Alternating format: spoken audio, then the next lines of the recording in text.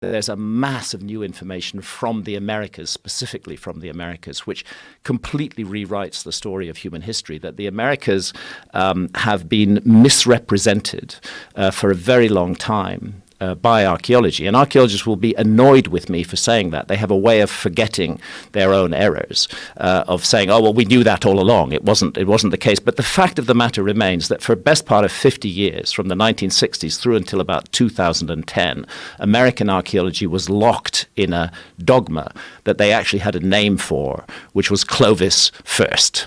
That they invented a name for a culture. They called them the Clovis culture. We don't know what they called themselves. They were hunter-gatherers.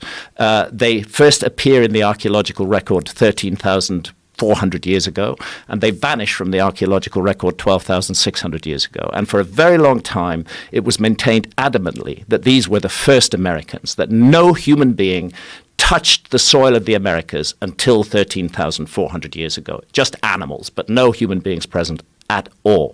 And any archaeologist who attempted to dispute that dogma, and I use the word deliberately, there should be no room for dogma in science, but any archaeologist who challenged that would face severe problems with his or her career. They would be mocked and humiliated at conferences, like an archaeologist called Jacques Cinq-Mars from Canada, who excavated in the Yukon. Humiliated at conferences, insulted, accused of making stuff up. Their research funding would be withdrawn. Basically, to challenge Clovis first was the end of your archaeological career. So naturally, very few archaeologists wanted to challenge Clovis first. What was this gentleman in the Yukon? What was his He's called Jacques Cinq-Mars. And interestingly, the Smithsonian, just in 2017, did a big kind of mea culpa, a big admission about this, that everybody had got things wrong, that Jacques Cinq-Mars had been ruined by the Clovis first lobby, but he'd been right all along.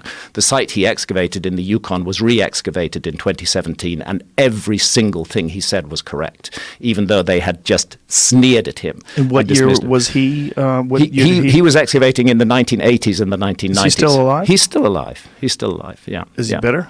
Well, I think he's vindicated, and it's kind of nice to be vindicated. Yes. That there's almost a place in folklore for the individual who is scorned and humiliated, by others, but who turns out to be right, and he was right.